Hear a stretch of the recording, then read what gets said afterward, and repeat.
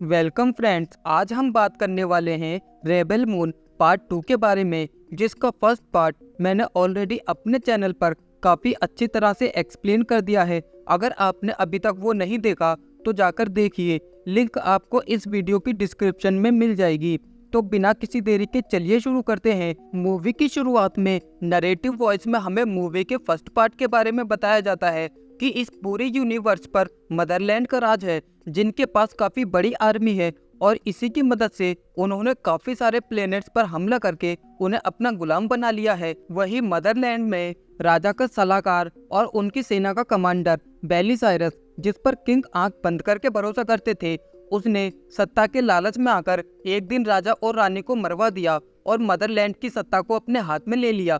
जिसके बाद हमें बताया जाता है कि एक वेल्ड नाम के ग्रह था जहां कुछ सीधे साधे किसान रहते थे, लेकिन फिर एक दिन उनके ग्रह पर मदरलैंड का जंगी जहाज पहुंच गया, जहां कमांडर नोबेल ने उनकी क्षमता से अधिक फसल मांग ली। जिसके बाद कोरा और गनर मदरलैंड के सिपाहियों से लड़ने के लिए कुछ योद्धाओं की तलाश में निकलते हैं, ताकि वो जंग के समय मदरलैंड के खिलाफ उनका साथ दे सके। और तभी न्यू बॉडी प्लेनेट पर उन्हें टेरेक मिलता है, डेगेस की खदानों में उन्हें नेमेसिस मिलती है, पोलेक्स प्लेनेट पर उन्हें जनरल टाइटस मिलते हैं और शरण प्लेनेट पर उन्हें ब्लड एक्स और उसकी परछाई मिलियस मिलती है। और इसी के साथ गोडीलैंड की एक बंदरगाह पर कोरा अपने साथियों के साथ मिलकर एडमिरल नोबेल को हरा देती है। जिसके बाद कोरा और गनर सभी को लेकर अपने प्लेनेट पर वापस आ जाते हैं। वहीं हम मदरलैंड का वॉरशिप देखते हैं, जिसमें नोबेल का इलाज चल रहा था। और जैसे ही नोबेल को होश आता है तो वो अपने कमांडर कैसियस से कहता है कि कोरा और बाकी सभी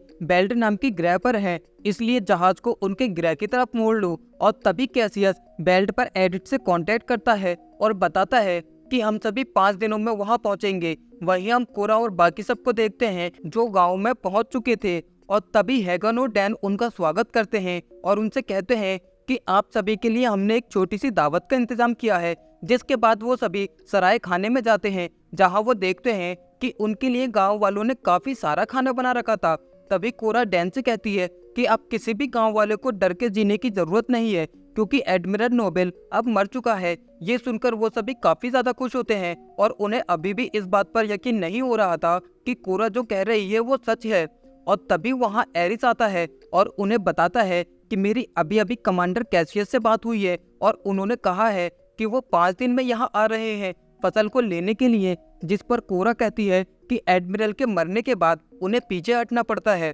तभी जनरल टाइटस कहते हैं कि वो लोग जीतने के लिए कुछ भी कर सकते हैं। जिसके बाद जनरल टाइटस सभी गांव वालों को इकट्ठा करके उन्हें बताते हैं कि 5 दिन के बाद जिनसे हमारा सामना होने वाला है उनके अंदर थोड़ा सा भी रहम नहीं है और हमें अपनी फसल को हर हाल में उनसे बचाना होगा, जिसके लिए तुम सभी को लड़ना सीखना होगा ताकि जंग के दौरान तुम उनका सामना कर सको। जनरल टाइटस उन सभी से कहते हैं कि मदरवर्ड से जीतना मुश्किल है लेकिन नामुमकिन नहीं, और अगर हमें मरना ही है तो हम उनका सामना करते हुए मरेंगे। जिसके बाद वो उन सभी को आराम करने के लिए बोलते हैं और कहते हैं कि तुम्हारी ट्रेनिंग कल से शुरू होगी। वहीं हम कोरा और गनर को देखते हैं जो अब एक दूसरे के काफी करीब आ जाते हैं। और तभी गनर कोरा से पूछता है कि आगे तुमने मदर वर्ल्ड को क्यों छोड़ा।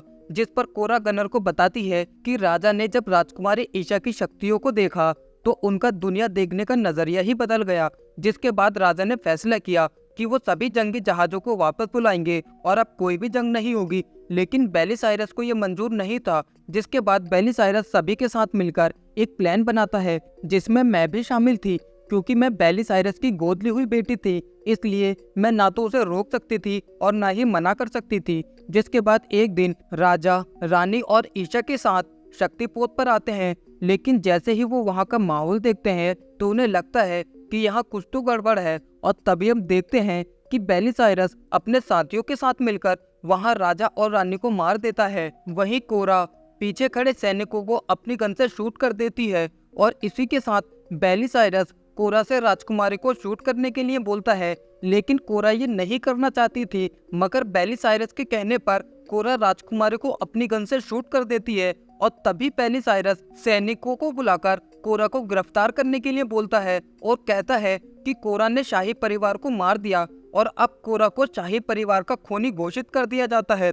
वहीं कोरा कुछ सैनिकों को मारकर एक शिप लेकर वहां से निकल जाती है कोरा गनर को बताती है कि मैंने बेलिसारस को मारने की कई बार कोशिश की, लेकिन उसका सामना करने के लिए जो हिम्मत चाहिए थी वो मेरे पास नहीं थी, इसलिए मैं सब कुछ छोड़कर इस ग्रह पर आ गई और एक आम जिंदगी जीने लगी। जिस पर गनर कहता है कि तुम अब अकेली नहीं हो, मैं हमेशा तुम्हारे साथ हूँ। जिसके बाद सीन शिफ्ट होता है अगले दिन, जहाँ हम देखते हैं कि अब सभी गांव वाले मिलकर अपनी फसल को काटने लगते हैं, जिसमें वो सभी काफी खुश थे। और तभी हम वहाँ नेमेसिस को देखते हैं, जिसे वहाँ के बच्चों से जल्दी लगाव हो जाता है, क्योंकि एक जंग के दौरान नेमेसिस ने अपना पूरा परिवार खो दिया था और उन्हीं सब यादों को मिटाने के लिए वो उन बच्चों के साथ घुल मिल रही थी। जिसके बाद सीन शिफ्ट होता है शक्तिपोत पर, जहां हम नोबेल को देखते हैं, जो कि अब हर हाल में कोरा से बदला लेना चाहता था, लेकिन तभी वहां डॉक्टर उसे बताते हैं कि अभी भी उसे इलाज की जरूरत है, इसलिए अभी वो जंग पर नहीं जा सकता। ये सुनकर नोबेल को गुस्सा आ जाता है और वो उस डॉक्टर को वही मार देता है। और तभी नोबेल अपने कमांडर कैसियस से कहता है कि हम वहाँ कब तक पहुँचेंगे, जिसमें कैसियस नोबेल से कहता है कि हम कुछ ही दिनों में वहाँ पहुँच जाएंगे।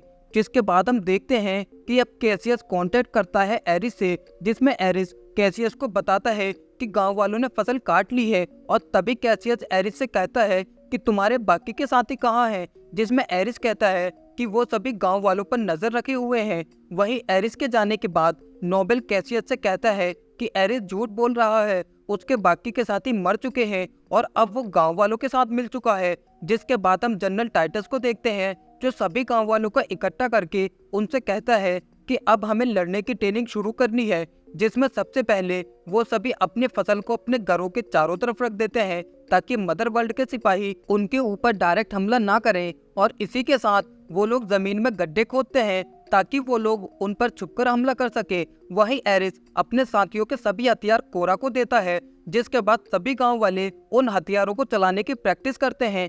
जिसके बाद हम कोरा की स्पेसशिप को देखते हैं। कोरा जब मदरलैंड से भागकर आई थी तो वो इसी स्पेसशिप में आई थी। जिसके बाद एरिस और कोरा दोनों मिलकर उस स्पेसशिप को ठीक करने लगते हैं और इसी के साथ वो सभी एक प्रॉपर प्लान बनाते हैं मदर वर्ल्ड के सिपाहियों से लड़ने का। जिसके बाद सभी लोग रात में एक साथ होते हैं और तभी जनरल टाइटस सभी से कहते हैं कि हम सभी को पता होना चाहिए कि हम लोग मदर वर्ल्ड के खिलाफ क्यों लड़ रहे हैं। जिसमें सबसे पहले जनरल टाइटस उन्हें बताते हैं कि मैं पहले मदर वर्ल्ड की सेना में जनरल हुआ करता था और एक दिन बेलिसारस ने मुझे एक गांव पर हमला करने के लिए भेजा, लेकिन उस गांव में काफी सारे मासूम लोग थे, इसलिए मैंने उस गांव पर हमला करने के लिए मना कर दिया।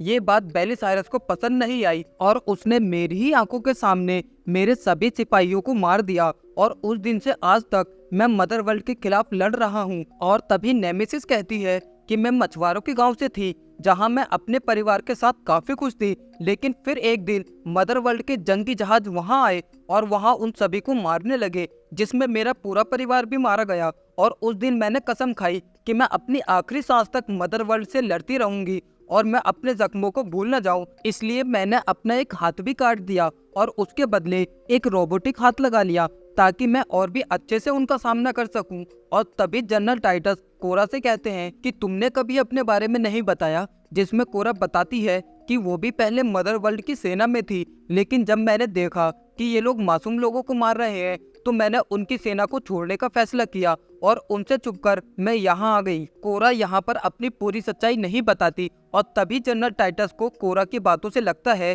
कि कोरा कुछ छिपा रही है। जिसके बाद अगले दिन हम देखते हैं कि कोरा अपने स्पेसशिप को एक झरने के पीछे छिपा देती है, जिसकी मदद से वो मदर वर्ल्ड की सेना पर हमला करने वाली थी। और तभी वहाँ कोरा के पास जेम्स आता है और वो कोरा से कहता है कि मदर वर्ल्ड की सेना बहुत ही ताकतवर है, उन्हें हराना इतना आसान नहीं है, इसलिए मुझे नहीं लगता कि तुम उनसे जीत पाओगी। वहीं नोबेल अपनी पूरी सेना के साथ वेल्ड पर हमला करने के लिए निकल जाता है। जिसके बाद जनरल टाइटस और सभी गांव वाले मदर वर्ल्ड के जंगी जहाजों को देखते हैं। जिसके बाद जनरल टाइटस सभी गांव वालों से कहते हैं कि सभी अपनी अपनी पोजीशन ले लो। वहीं नोबेल के जंगी जहाज कोरा के गांव की तरफ आने लगते हैं और तभी हम नोबेल को देखते हैं शक्तिपोत के अंदर, जहां नोबेल बताता है कि जनरल टाइटस ने पूरी फसल को गांव वालों के घरों के चारों तरफ रख दिया है एक शील्ड की तरह, और अगर हमने गांव वालों पर बॉम्ब से हमला किया तो पूरी फसल बर्बाद हो जाएगी। और तभी नोबेल देखता है कि एक बड़े से हॉल में काफी सारे गांव वाले इकट्ठे हैं,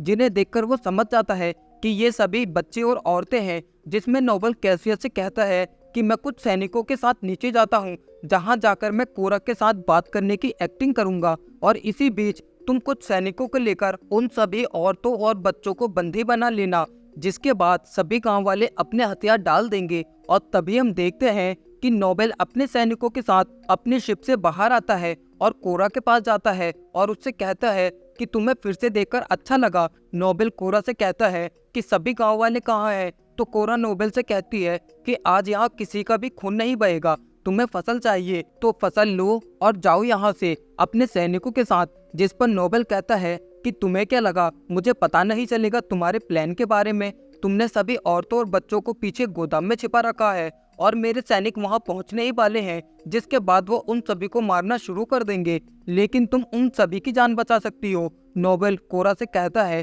कि तुम्हें मेरे साथ मदरवर्ल्ड चलना होगा ताकि मैं बेलिसाइरस को तुम्हें सौंप सकूं, और अगर तुमने जाने से इनकार किया तो ये सभी गांव वाले बेवजह ही मारे जाएंगे। जिसके बाद कोरा नोबेल के साथ जाने के लिए मान जाती है, लेकिन गनर ये नहीं चाहता था, और तभी गनर अपनी गन से वहां लगे एक घंटे को शूट कर देता है, जो कि सिग्नल था सभी गांव वालों के लिए। और तभी डैन अपनी गन से नोबेल के एक स्पेसशिप को उड़ा देता है, और तभी गनर और कोरा वहां से निकल जाते हैं। जिसके बाद वो दोनों कोरा की स्पेसशिप की तरफ जाने लगते हैं ताकि वो अपने दूसरे प्लान को एग्जीक्यूट कर सके। जिसके बाद हम नोबेल को देखते हैं जो उनकी बनाई सुरंग के अंदर जाता है, जिसके बाद वो सुरंग के अंदर सभी गांव वालों को एक एक करके मारने लगता है, और उन पर ऊपर से हमला करने के लिए वो फिर से अपनी स्पेसशिप में वापस आ जाता है। जिसके बाद हम नोबेल के सिपाहियों को देखते हैं जो अब गोदाम के पास पहुंच चुके थे, और जैसे ही वो सभी गोदाम के अंदर जाते हैं कि तभी नेमेसिस उन पर हमला कर देती है, जिसमें वो उन सभी सैनिकों को मारने लगती है। और इसी के साथ सैम और एरिस भी नेमेसिस की मदद करने के लिए आते हैं, लेकिन वो सैनिक काफी ज्यादा थे, और तभी एक सैनिक अपनी तलवार से नेमेसिस का रोबोटिक हाथ काट देता है। वहीं दूसरी तरफ एक सैनिक सैम की बंदूक के 2 टुकड़े कर देता है, और तभी वो सैनिक सैम को मारने ही वाला होता है कि तभी वहां एरिस आकर उस सैनिक को मार देता है। वहीं नेमेसिस अपना एक हाथ कटने के बाद भी उन सैनिकों से लड़ रही थी, और तभी एक सैनिक नेमेसिस के पेट में तलवार मारकर उसे काफी बुरी तरह घायल कर देता है, और तभी एक बच्चा उस सैनिक के पास आकर उसके पैर में चाकू मारता है। जिसके बाद वो सैनिक उस बच्चे को पकड़कर मारने ही वाला होता है कि तभी नेमेसिस उस सैनिक को मार देती है, लेकिन इस दौरान वो काफी ज्यादा घायल हो चुकी थी, जिस वजह से उसकी वही मौत हो जाती है। जिसके बाद हम जनरल टाइटस और टेरेक को देखते हैं जो सभी गांव वालों को मोटिवेट करते हैं। जिसके बाद वो उनके साथ मिलकर सभी सैनिकों पर हमला कर देते हैं। जिसके बाद हम एक गांव वाले को देखते हैं जो अपनी जान की परवाह ना करते हुए सुरंग में लगे सभी बॉम्ब को एक्टिवेट करके ब्लास्ट कर देता है, जिससे सुरंग के आसपास जितने भी सैनिक थे वो सभी मारे जाते हैं। जिसके बाद हम देखते हैं कि नोबेल के सैनिक एक बड़ी सी रोबोटिक ऑटोमेटोन्स के साथ गांव वालों पर हमला करते हैं, जिसमें काफी गांव वाले मरने लगते हैं। मिलियस को ये देखकर काफी गुस्सा आता है, और तभी वो उन सैनिकों पर हमला करके उस रोबोटिक ऑटोमेटोन्स के पास पहुंच जाती है। जिसके बाद वो एक रॉकेट लॉन्चर की मदद से उस ऑटोमेटोन्स को उड़ा देती है। जिसके बाद सभी गांव वाले फिर से उन सैनिकों से लड़ने लगते हैं, और तभी हम कोरा को देखते हैं जो गनर के साथ अपनी पुरानी स्पेसशिप पर पहुंच चुकी थी। जिसके बाद हम देखते हैं कि कोरा अपनी स्पेसशिप को नोबेल की स्पेसशिप की तरफ लेकर जाती है, और तभी कोरा गनर से कहकर अपनी शिप में एक स्मोक बॉम्ब छोड़ने के लिए बोलती है। नोबेल के सैनिक जैसे ही ये देखते हैं तो उन्हें लगता है कि ये उनकी स्पेसशिप है। जिसके बाद कोरा उनकी स्पेसशिप में कांटेक्ट करती है और कहती है कि यहाँ एक सैनिक घायल है और हमारी स्पेसशिप को भी काफी नुकसान पहुंचा है। जिसके बाद नोबेल के सैनिक उनकी स्पेसशिप को अंदर आने देते हैं। वही कोरा और गनर उनकी स्पेसशिप के अंदर जाने से पहले ही उनके सैनिकों के जैसे कपड़े पहन लेते हैं।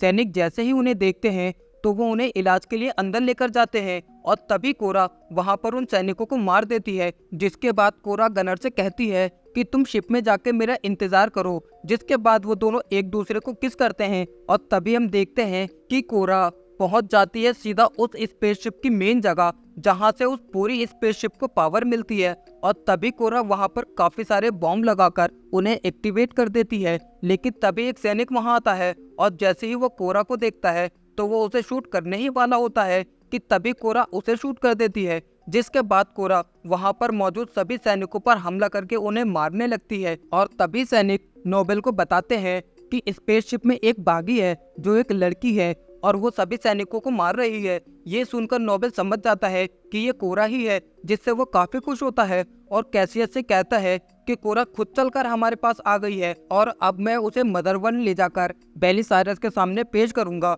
जिसके बाद नोबेल सैनिकों को हुक्म देता है कि उस पूरे गांव को तोप से उड़ा दो, जिस पर कैसियस कहता है कि उस गांव में अभी भी हमारे सैनिक हैं और फसल का क्या हम उसे ऐसे ही छोड़ देंगे। जिस पर नोबेल कहता है कि अब हमें उसकी जरूरत नहीं, क्योंकि अब हम मदरवर्ल्ड जाएंगे जहां किसी भी चीज की कोई कमी नहीं है। वहीं नोबेल के सैनिक एक और रोबोटिक ऑटोमेटन्स के साथ गांव वालों पर हमला करने के लिए आते हैं, जो पिछले वाले से काफी ज्यादा ताकतवर था। जनरल टाइटस जब ये देखते हैं तो वो सोचते हैं कि अब शायद हम इनसे नहीं जीत पाएंगे, लेकिन तभी हम देखते हैं कि वहाँ जेम्स आ जाता है, जो कि अब फैसला करता है कि वो गांव वालों की तरफ से लड़ेगा। जिसके बाद वो वहां पर मौजूद सभी सैनिकों को मारने लगता है और इसी के साथ वो उस ऑटोमेटोन्स को भी तबाह कर देता है, जिससे अब गांव वालों की जीतने की उम्मीद फिर से जाग जाती है। वहीं हम कोरा को देखते हैं जो अभी भी नोबेल के सैनिकों से लड़ रही थी। जिसके बाद हम देखते हैं कि नोबेल कोरा के सामने आता है और उससे कहता है कि तुमने इस स्पेसशिप पर आकर गलती कर दी और अब मैं खुद तुम्हें अपने हाथों से मारूंगा।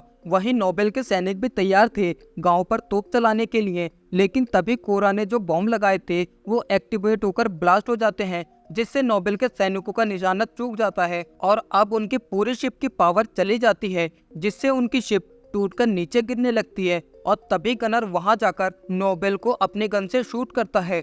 गनर के हमले से नोबेल तो बच जाता है, लेकिन तभी नोबेल गनर पर अपनी गन से शूट करता है, जिसमें गनर काफी बुरी तरह से घायल हो जाता है। जिसके बाद हम कोरा और नोबेल के बीच एक तगड़ी फाइट को देखते हैं, जिसमें वो दोनों एक दूसरे पर हावी होने की पूरी कोशिश करते हैं और एक टाइम पर तो नोबेल कोरा पर हावी हो जाता है, जिसमें वो कोरा को मारने ही वाला होता है कि तभी गनर वहां आकर एक तलवार को उसके शरीर के आर पार कर देता है और तभी कोरा उस तलवार से नोबेल का सर काट देती है। जिसके बाद कोरा गनर के साथ अपने स्पेसशिप को लेकर वहां से निकल जाती है। वहीं नीचे आकर कोरा देखती है कि गनर काफी बुरी तरह से घायल है और तभी वो सभी आसमान में बागियों की सेना को देखते हैं, जिन्हें लीड कर रही थी ब्लड एक्स की बहन देवरा। जिसके बाद वो सभी मिलकर वहां पर मौजूद मदर वर्ल्ड के जितने भी सिपाही होते हैं उन सभी को मार देते हैं और तभी कोरा देखती है कि गनर मर चुका है, जिससे कोरा को काफी बड़ा झटका लगता है। वही रात होने पर वो अपने सभी शहीद साथियों को श्रद्धांजलि देते हैं, जिनकी वजह से आज वो मदर वर्ल्ड के सिपाहियों को हरा सके। और तभी कोरा जनरल टाइटस को अपनी सच्चाई बताती है और कहती है कि उसी ने राजकुमारी ईशा को मारा था, जिसमें जनरल टाइटस कहते हैं कि राजकुमारी के पास कुछ खास पावर थी, इसलिए उन्हें मारना इतना आसान नहीं है, राजकुमारी अभी भी जिंदा है। ये सुनकर कोरा डिसाइड करती है कि राजकुमारी जहाँ भी है वो उन्हें ढूंढ कर रहेगी। वहीं कोरा के सभी साथी उससे कहते हैं कि वो हमेशा उसका साथ देंगे। जिसके बाद अब कोरा बेलिसायरस से लड़ने के लिए तैयार थी और इसी के साथ ये शानदार मूवी यहीं खत्म होती है। गाइस, आपको ये मूवी कैसी लगी मुझे लाइक कमेंट करके ज़रूर बताएं और अगर आप मेरे चैनल पर नए हैं तो चैनल को भी सब्सक्राइब कर दें। मिलते हैं ऐसी और अमेजिंग मूवी के साथ। Thank you.